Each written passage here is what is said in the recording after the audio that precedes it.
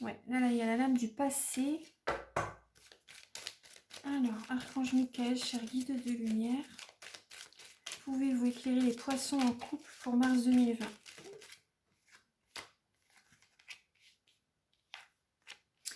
Alors, il y a la lame du passé, de la sagesse, de l'âme sœur, de la consultante. Si c'est beaucoup de femmes qui regardent, voilà, c'est vous. Et de la séparation. Alors, je vais recouvrir. Archange Michael, cher guide de lumière, pouvez-vous éclairer? Oui, oui, donc moi, par rapport au passé, moi, ça me parle, votre passé vous a perturbé, il y a eu de la souffrance. Et ça me parle aussi également de par rapport à la relation karmique, justement. Ça me parle aussi de ça, moi. Ça me parle aussi, voilà, des vies antérieures, ça me parle de ça. Ouais, ça me parle de ça. Je vais voir. Alors, Archange Michael, parce que là, je vois maintenant, vous avez des bons raisonnements, hein, de toute façon. Vous avez des bons raisonnements. Ouais. Vous êtes prudent par rapport au passé. Archange Michael, cher guide de lumière, pouvez-vous éclairer les poissons? Ouais. Le passé, vous avez eu beaucoup de chagrin en vous, beaucoup de pleurs, beaucoup de blessures. Archange Michael, cher guide de lumière, pouvez-vous éclairer les poissons en couple pour mars 2020? Pouvez-vous éclairer les poissons en couple pour mars 2020? Là, on me parle de votre âme sœur. Hein. Là, on me dit que vous êtes en présence de votre moitié pour certains poissons. Vous êtes en présence de votre moitié et on vous dit que tous les espoirs sont permis. Il y a la bénédiction pour certains poissons. Il y a la bénédiction.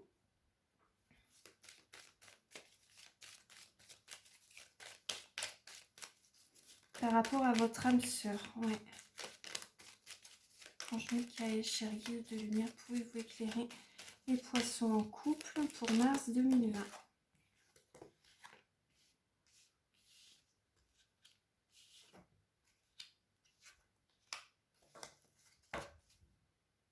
En dos de deck, j'ai le couple. Hein, de toute façon, en dos de deck, j'ai le couple.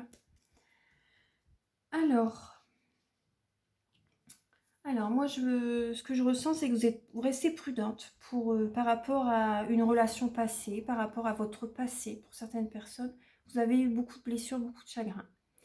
Mais là, maintenant, on vous dit... ouais, on vous dit que vous allez... Après, là, on parle de succès hein, avec votre âme sœur.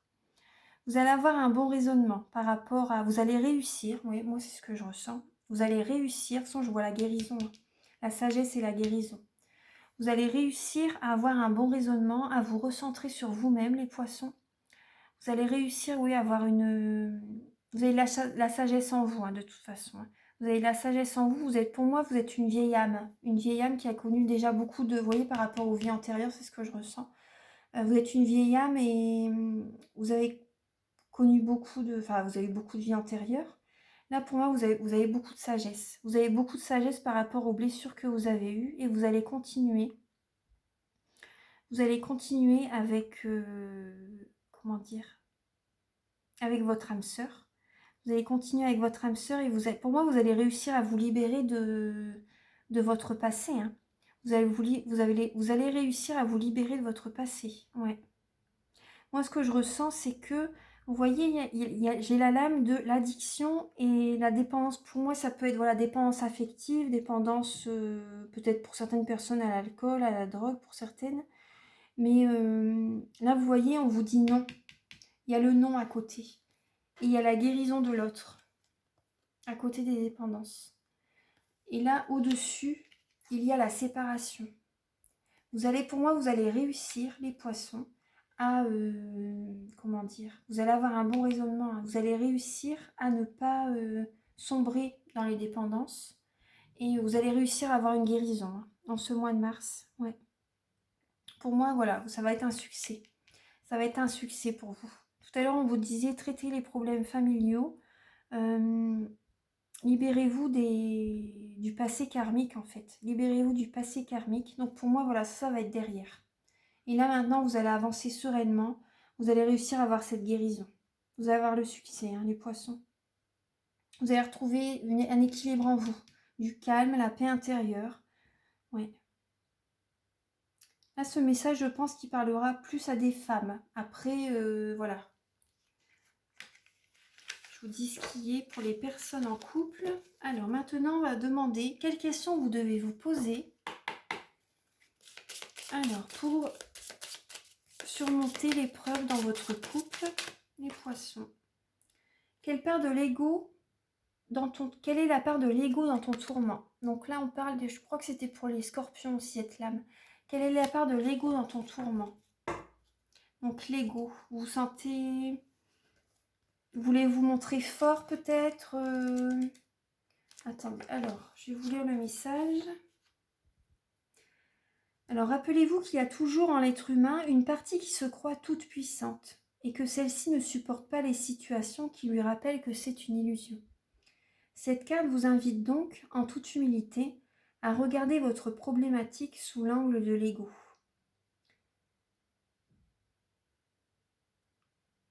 Vous avez été blessé, hein, vous avez dû être blessé, ça a vraiment touché votre ego.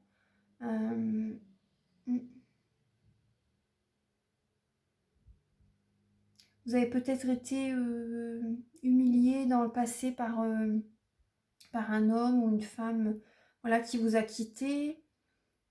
Et ça vous a fait monter beaucoup de sensations très douloureuses, beaucoup de souffrances. Et du coup, voilà, c'est maintenant que vous réagissez comme ça, en fait. Cette carte vous invite à regarder en face une réalité sur vous-même, sur votre problématique. Dans quelle mesure est-ce que votre ego qui s'exprime? Si par exemple vous tournez en rond dans votre vie affective, si vous ne rencontrez que des partenaires qui vous font souffrir, vous pourrez vous plaindre en vous posant en victime, en disant que vous avez un problème avec les hommes, que vous n'avez pas le droit d'être heureuse, que vous n'avez pas de chance. Et vous pourrez rester enfermé dans cette vision des choses pendant longtemps. En revanche, si vous envisagez ce problème sous l'angle de votre ego, peut-être allez-vous vous souvenir qu'il y a quelques années de cela, vous avez vécu une histoire amoureuse dans laquelle vous avez été humilié, parce qu'un homme vous a quitté. Comme on quitte une femme ordinaire, sans valeur, alors que vous l'aimiez éperdument. Pour votre ego, cette réalité a été très difficile. Il va donc vous bloquer sur cette expérience et vous faire vivre des échecs à répétition. Dorénavant, c'est vous qui quittez les hommes parce qu'ils ne sont jamais assez bien. Parce que vous avez tellement peur d'être humilié une nouvelle fois. Parce que vous avez tellement peur, ouais, ça je l'ai déjà lu, ce qui serait une blessure insoutenable pour votre ego. Que vous prenez les devants. Votre ego ne vous permet donc plus de prendre le risque de l'amour. Ouais. Ça parlera à certaines personnes. Je vais vous lire là l'obstacle pour les poissons en couple. Pour les poissons en couple, Archange Michael, char guide de lumière, quel est l'obstacle pour les poissons en couple?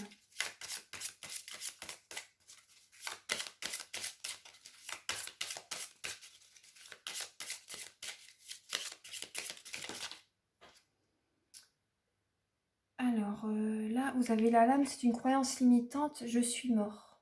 Je suis mort. Bon, les lames peuvent être choquantes, hein, mais il faut que ça vous fassiez prendre conscience en fait. Alors la lame, je suis mort. Oui, il y a un blocage. Vu que par rapport, moi c'est ce que je ressens par rapport aux autres cartes, aux autres lames, aux messages que je vous ai livrés. Par rapport, moi ce que je ressens c'est que votre partenaire vous bloque. Vous ne pouvez pas vous exprimer comme vous voulez pour certaines personnes. Du coup, vous ressentez, votre énergie reste à l'intérieur de vous, ça vous bloque. Vous ne vivez pas vraiment ce que vous avez envie de vivre. Alors, cette carte peut paraître un peu surprenante. En effet, de manière consciente, c'est une croyance qu'il est difficile d'identifier en soi. Pour la plupart, nous nous pensons vivants et il ne nous viendrait pas l'idée que nous puissions être morts. Or, il est très fréquent de retrouver cette programmation dans une partie de notre être. Et notamment au niveau cellulaire, c'est-à-dire physique dans le corps. Si on prend l'exemple de quelqu'un qui a eu une maladie grave dans son enfance et qui, à un moment donné, a rencontré sa mort, ce qui arrive souvent avec les NDE, expérience de mort imminente, même si cette personne est revenue de ce voyage, une partie de son être a pu rester dans cette expérience et se croire morte. Elle ne reviendra alors pas complètement dans la vie. Cela peut arriver suite à des traumatismes physiques, mais aussi suite à des souffrances morales. La douleur a pu être tellement grande que l'on a souhaité mourir. Quoi qu'il en soit, on est allé si loin dans la mort, d'une manière ou d'une autre, qu'une partie de nous y est restée et demeure donc programmée avec cette croyance qu'elle est morte. Or, cette partie va avoir tendance à se nourrir des événements extérieurs, ce qui va nous amener à vivre des situations parfois dramatiques, des accidents de voiture, des mises en danger physiques ou morales, parce que cette croyance cherche à se conforter. Cela peut alors devenir très dangereux. Si vous avez tiré cette croyance, je vous invite à prendre conscience que vous êtes vivant, que c'est ce que vous souhaitez, et à sentir ce vivant s'imprégner dans chacune de vos cellules, dans chacun de vos organes. Prenez vraiment le temps de sentir la vie se répandre partout en vous, le plus loin possible dans vos émotions, dans votre âme, dans votre corps, afin de ne pas rester dans un entre-deux. L'affirmation que vous pouvez vous dire là, c'est « Voilà, je suis vivant, je suis vivant ». Voilà, et dites-vous que vous avez envie de ressentir à nouveau des émotions. Voilà, c'est ce que, voilà, je suis vivant. C'est la croyance limitante que vous avez. Là, il faut vous dire, je suis vivant. Après, je sais que c'est compliqué, hein, mais déjà, j'aimerais que ces guidances vous apportent une prise de conscience. Donc, c'est le début du changement, donc c'est très bien. Archange Michael, cher guide de lumière, pouvez-vous éclairer les poissons? Voilà, la ressource que vous avez en vous, c'est l'intention. C'est l'intention, c'est comme pour les poissons célibataires, vous avez la même, c'est l'intention. Alors, je vais vous... L'intention, voilà, quand vous aurez dans votre esprit envie de, vous serez dans l'action. Vous avez cette ressource-là en vous, hein. Voilà. Alors, cette ressource s'appuie sur l'hypothèse selon laquelle nous sommes tous créateurs de notre vie. Étant à l'origine de nos ressentis et de nos émotions, nous sommes responsables de notre vie à 100%. Cela peut paraître difficile à entendre, surtout lorsque nos blessures sont grandes et que nous vivons ou que nous avons vécu les situations dans lesquelles nous avons été victimes. Mais cette croyance peut aussi devenir libératrice, puisqu'ainsi notre vie ne dépend que de nous. Si toutes les réponses à nos questions, à nos souffrances se trouvent en nous, alors chaque événement extérieur, chaque situation peut devenir le point de départ d'un chemin d'exploration à l'intérieur de soi. C'est l'occasion de changer ce qui doit l'être, mais aussi de se rencontrer. Un chemin d'introspection passe par le calme, par le temps. Cette ressource vous invite donc à prendre soin de vous, de votre être profond, en lui accordant le temps et l'espace nécessaires à son expression. Méditation, auto-guérison, réflexion, voyage, retraite sont autant de voies propices à l'introspection. Oui, j'ai déjà dit tout à l'heure, mais c'est vrai que quand on part en voyage, on arrive à changer les idées. Donc ça, vous l'avez en vous, hein. Vous l'avez en vous. On arrive à changer les idées et à voir vraiment ce qu'on doit modifier en nous. Donc là, voilà, je suis vivant. Donc voilà, l'introspection, l'intention. Voilà, vous avez ça en vous pour avancer, hein, les poissons. Donc là, je vais lire la lame avec, je vais demander un message avec les 52 cartes pour vivre l'amour. Archange Michael, cher guide de lumière, pouvez-vous éclairer les poissons pour avancer sereinement dans leur vie sentimentale pour le mois de mars 2020? Pouvez-vous éclairer les poissons? Là, vous avez 2 lames. Alors, vous avez le sacré. Je mets de la poésie dans mes relations. Et le deuxième, les ombres. Je m'aime avec mes ombres. Oui, donc là, moi, ça me revient par rapport à la confiance en vous. Acceptez vos ombres. Voilà. Là, c'est vraiment accepter vos ombres, hein. Personne n'est parfait. Donc, acceptez vraiment ce qui vous dérange en vous. Acceptez-le. Acceptez-le, sincèrement. Ça va déjà vous apporter une guérison en soi. Et le sacré, donc là, moi, ça me parle avec le chakra sacré, donc la créativité, l'émotionnel. Ouais. La créativité, l'émotionnel, vraiment ce qui est... Ouais. Parce que notre ventre est notre deuxième cerveau. Donc là, ouais, là, on vous invite à mettre de la poésie dans vos relations. Je vais vous lire le message. Non, c'est pas ce livret-là, c'est celui-là. Alors,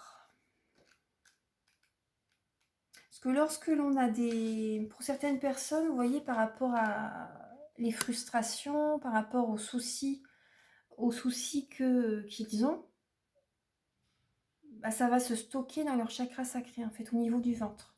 Pour les hommes, vous voyez, pour certains hommes, c'est plus dans leur ventre, vous voyez, qu'ils bloquent leurs émotions. Donc le ventre est gonflé, on va dire, pour certaines personnes. Même pour les femmes, pour certaines personnes, quand on se sent un peu ballonné, tout ça, voilà, on bloque nos émotions. Donc voilà, ça c'est ça. Alors je vais vous lire. Donc vous vous sentez un peu tendu, crispé, angoissé, sans même savoir pourquoi. Vous n'arrivez pas à profiter pleinement de la vie. En réalité, votre quotidien vous engloutit. L'essentiel s'est perdu en chemin. Vous avez oublié de réserver du temps à des moments de poésie, à des activités qui, vous voyez, la créativité, comme la méditation ou l'art, permettent de se recentrer. Vous avez perdu le sens du sacré. Détendez-vous. Il est temps de vous reconnecter à vos ressentis corporels, de vous étonner d'une fleur, de vibrer au goût des aliments ou de la musique, de vous autoriser le sublime pour plus de saveur. Ou alors, vous planez à des kilomètres au-dessus de la planète. Coucou les petits oiseaux, vous parlez au monde invisible, mais il n'y a personne chez vous, et pas de conscience de l'autre. Vous justifiez vos états extatiques et votre béatitude chronique par une spiritualité mystique qui devient votre dogme pour tous. En fait, vous sacralisez le sacré. Redescendez sur Terre pour incarner votre spiritualité dans la relation.